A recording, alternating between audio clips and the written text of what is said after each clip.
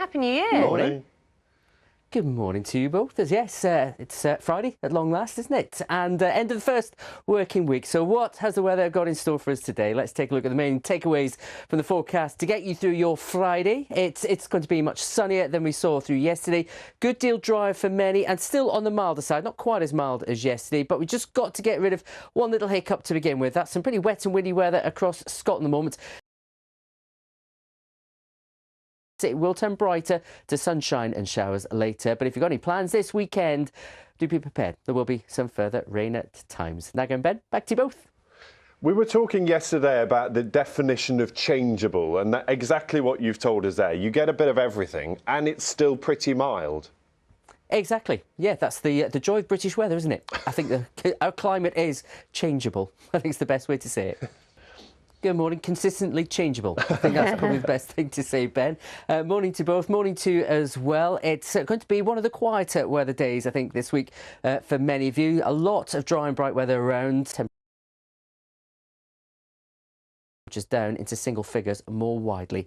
And then as we go into the start of next week, Monday, one of the quieter days. We're talking about things being changeable.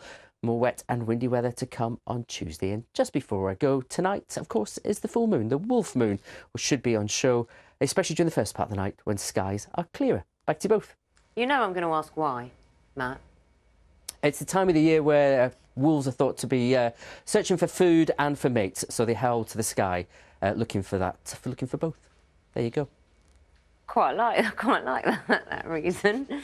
Just makes me think of it. Maybe I wonder if it's a successful strategy, howling at the moon to find a mate. They do actually howl at the moon. It just linked to it. There you go. Thanks, Matt. Put a bit of dampener on that, don't you? Sorry. See you later. Get a bit of everything on this programme, don't you? Oh, yeah, of course. The things you learn. Glorious sunrise We've got a happening lovely in shot parts for of you. the country. Take a look at this. Oh. Look at that glow. If only it was warm with it. That's It's the not thing. bad. It's not bad. It's not. Hannah's in Euston this morning. She's walking on the rail stripes, and there's no scarf on True. this morning. She's That's quite very hardy, true. Hannah, but even of late she has had to wear scarves. And we all know how windy and desolate Euston Station can be, especially this time of when day. there are no trains running. So it's beautiful there in central London. What about the rest of the country? I think it's fair to say it's pretty mild today, isn't it, Matt? Morning. Morning. It is. Good morning. Yeah, considering it's early January, it's still with temperatures well above where they should be for the time of year at the moment. Very good morning too. But hopefully that sunshine gives you a bit of an extra Friday boost if you need it, because there will be quite a bit of a round today. A lot brighter than we saw yesterday for the vast majority. That milder theme as well. But it's understandable to think of it that way because we've had such a warm year. Yeah. And as the statistics show, and Matt, you're going to take a look at this, haven't you? Aren't you? Because we've seen like a record warm year in 2022, and I think there are lots of questions as exactly why and what the stats are telling us.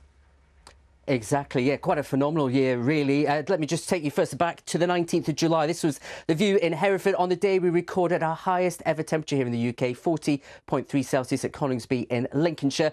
And temperatures like that all added up to make it, as the Met Office confirmed yesterday, 2022, the UK's hottest year on record. Unsurprising, just that record heat aside, on the 19th of July, 11 out of the 12 months are warmer than normal. Only December saw things a little bit cooler, and I mean only a little bit cooler when everything was added up. And it does mean that the annual temperature for the UK throughout the year went above 10 degrees for the very first time. Now, if that doesn't sound very high, that's because it's the temperature throughout the year all averaged out. But certainly it is a stat that has made many a climatologist sit up. A one-off. Is it a one-off, or is this like part of a bigger trend that everything's getting a bit warmer and a bit more unpredictable? Because it's not just about the temperature, is it? It's about rainfall and things like snow too. It is definitely a bigger trend going on, and the Met Office say that without human-induced climate change, in fact, record heat that we saw in 2022 is now 160 times more likely than it was. And if I just show you some of the records as we go back, the records stretch back into the 1884. 10 of the warmest years have all been since 2003. There's a definite warming trend on there. Of the coldest years, the last one we had that featured in that was over 60 years ago. So things have got substantially warmer right across the UK. And of course, as Ben said, it's had an impact on snow, number of frost days as well. What does it mean for this year, Matt? Does it make it any easier? I mean, you alluded to kind of we'd see more record temperatures, and once upon a time, I think we'd go, yeah, great, you know, it's going to be really warm. But we had that summer, and no one enjoyed that by the end of that hot spell. What does it do in terms of predicting for this year? Well, you know what? We've seen the trend. We've seen the trend of things getting warmer as we've gone through the decades. It's quite likely, the Met Office say, that 2023 globally could be, again, one of the hottest. And partly reason is what's happening in the waters to the east of the Pacific. We're in a La Nina year at the moment. This is where waters around off the west coast of South America are actually colder than normal. Naturally, that should help to actually cool the planet. So if you consider we should be in a year which is cooling, we're actually much, much hotter. And globally, it'll be among one of the hottest years on record this year. And so the signs say, from the Met Office, that 2023, again, could be even hotter because these sort of conditions are set to ease, and that will only help to warm the planet even more. So there you go, that's what's happening, and it's certainly been a pretty warm start to 2023 across Europe and here in the UK. Continue with that mild theme as well today. You know, the next time we go for a coffee, I'm going to be picking your brains all about La Nina and the cold water temperatures and why it happens. Because you explain these things so brilliantly, but you know that's what will happen the next time we go for a coffee. I've opened the door now, haven't I? You have. It won't be a little quiz either, Matt. It'll be a full-on test. You know that. It's brilliant. Let me just... I'm sorry, I'm very busy. I'm doing my hair. I'm going to book it right now. See you later. I look forward to it. Thanks, Matt. I love that. We learnt loads there from Matt. Always, really, really always. useful. We're going to take you outside before we get a look at the weather. This is what it looks like outside our studios here in Salford. I think it's going to be OK today. It looks good. Milder and beautiful sunrise just finishing.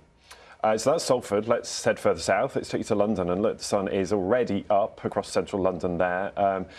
Temperatures slightly higher than you'd expect at this time of year. Matt has all those details for us, and Matt, it looks beautiful, not as chilly as we might think. No, certainly not as chilly as you normally expect this time on a January morning, but a little bit cooler than yesterday. The good news is, though, we've got a bit of sunshine. That certainly lifts the mood on a Friday morning, doesn't it? We start the weekend on a mild note. So lots of rain around to begin with. It won't be a washout of a weekend. There will still be some dry and brighter moments, but rain at times to sum it up, and some fairly blustery winds as well. But if you do get the clear skies tonight, I had to show this picture, sorry. The full moon is out. It's in full force at just after 11. Certainly a couple of pigeons in Suffolk enjoyed the view this morning. Back to you both. I like the view when you stepped away from camera. There Bye, you go. thanks, Matt. Much better. See you later. See, about half an hour ago, you were telling him how much we loved him because I do love him. Why it was warm. I do love him. And then he gets that. Because he was blocking the other pigeon. Okay. That was the problem. You really needed to see that pigeon.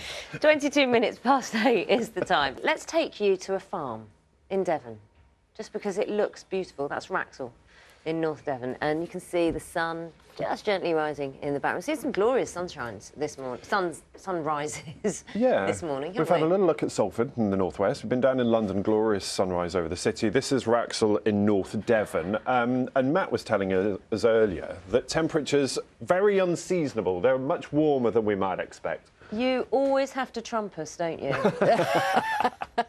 I'm sorry, but it wasn't me. It's our weather watchers. They just said there's such brilliant pictures. Yeah, I was going to take you to Northern Ireland, where again a fairly mild start to the day and a lovely sunrise starting to occur there on the east coast as well.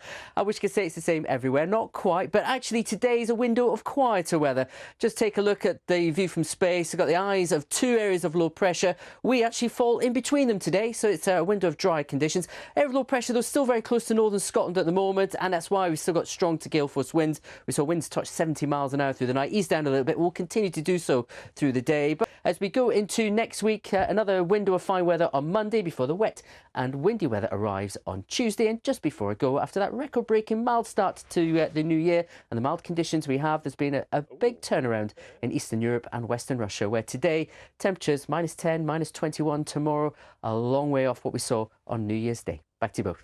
My goodness, I fear that we're going to be seeing, because we were talking about these dramatic changes in temperatures, weren't we, before, when we were having our cold snap, and I fear we're going to see more of these. We were indeed, and it's all happening over in East, but we're going to stay with the mild weather through the following week as well. And so Matt, you're just showing off with mildly. fancy pictures now. What's that? It's Wolf Moon.